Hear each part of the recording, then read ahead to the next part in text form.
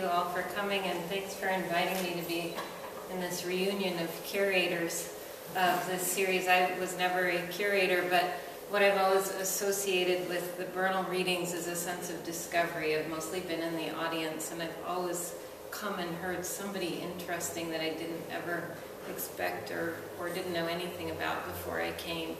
And in fact, there was this woman, if anyone knows her or knows these poems, who read these great poems a few years ago that were based on the lines of Bryce Marden. So she wrote these poems that kind of worked the way that Bryce Marden's lines work in the art. So anyway, I'll just use this occasion to see if I can track those poems down, if anyone knows who I'm talking about. I'm going to read a few poems set on the pediatric ward from this book. It's my first book, just out. And it's a place, the pediatric ward was a place I spent a lot of time.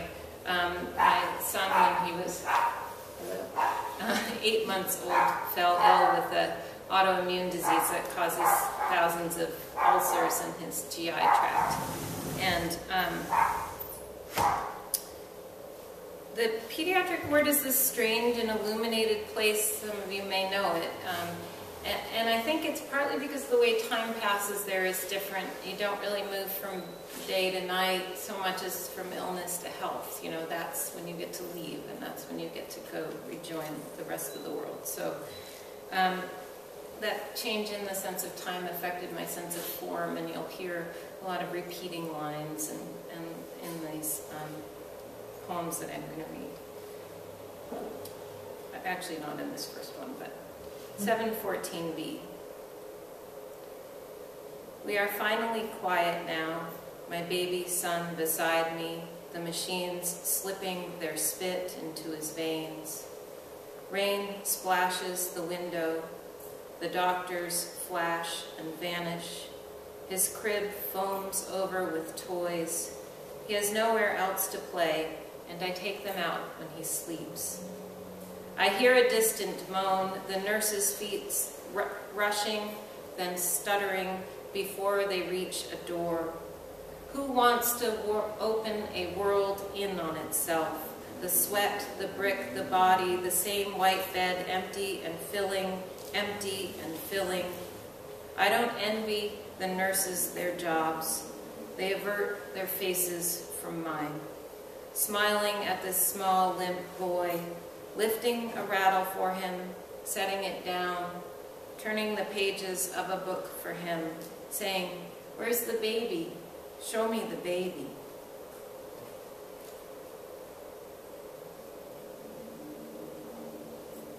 Puzzle. We did a lot of puzzles. The trains stall, blue and green, beside a circus, a carousel. Every day there are missing pieces, and I find them under the sheets, your metal bed.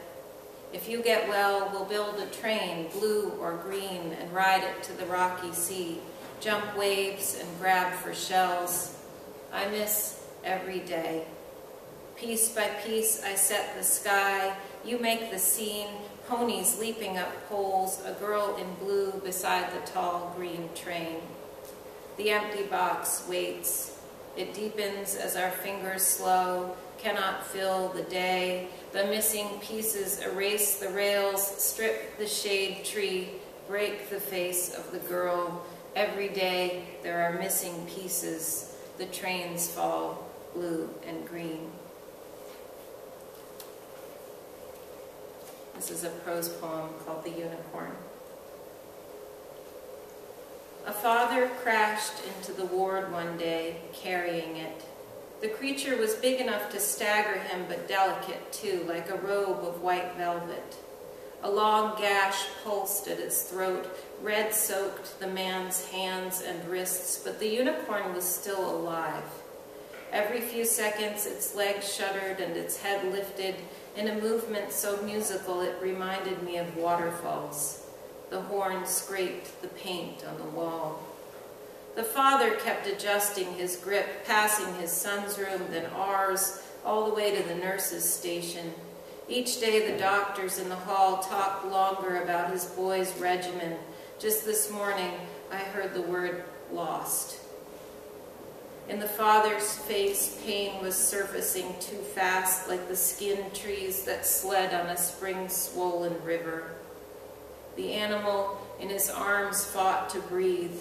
Its white fur glistened. "You got a pot big enough to cook this down?" the father shouted at the nurses. "We need to make some medicine."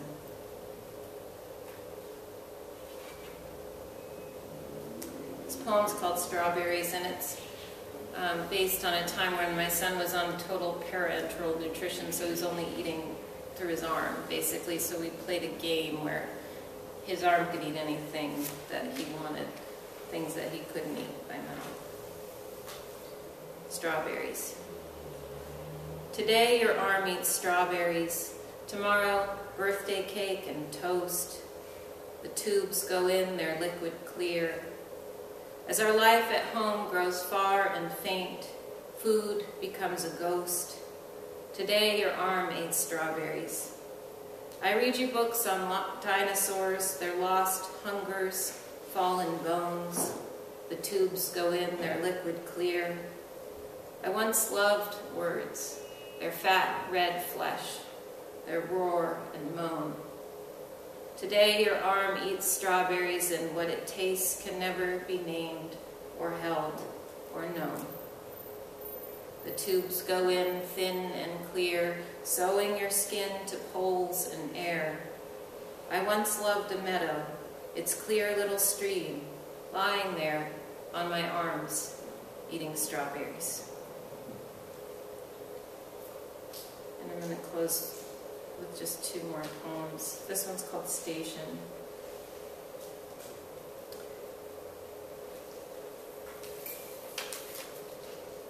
Days you are sick, we get dressed slow, find our hats and ride the train. We pass a junkyard and the bay, then a dark tunnel, then a dark tunnel. You lose your hat, I find it. The train sighs open at Burlingame, past dark tons of scrap and water. I carry you down the black steps. Burlingame is the size of joy, a race past bakeries, gold rings in open black cases. I don't care who sees my crooked smile or what erases it past the bakery when you tire. We ride the blades again beside the crooked bay. We smile. I hold you like a hole holds light. We wear our hats and ride the knives. They cannot fix you. They try and try. Tunnel. Into the dark open we go. Days you are sick, we get dressed slow. And I'm just going to end with a poem that when my son was, it's called I'm This Many, as in I'm this many. When my son was almost 4, just before, I think it was right around his fourth birthday, he put his hand in mine as we were walking and said, I don't think I understand everything yet. And, so this poem is a sonnet, and it's made up of his questions, mostly some statements, but it's supposed to be in his voice. And this many. Are monsters real or not? Is God? Why do needles hurt people's arms? I don't think I understand everything yet. Red drinks taste good with straws. When I'm asleep, do you see my dreams? How did dinosaur land become people land? Are my legs longer today? Do stars grow from eggs? Can I eat like other kids when I turn 4?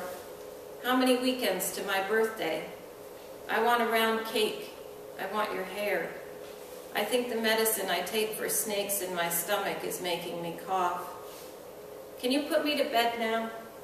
The air is dark outside tonight. Who turned it off?